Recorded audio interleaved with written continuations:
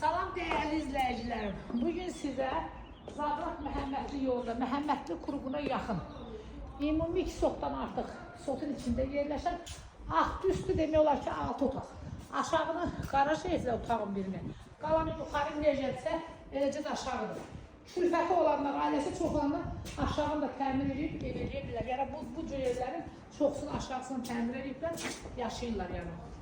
Əzizlərim, evin ikinci mərtəbəsi tam hazır, aşağısı tamam təmirli.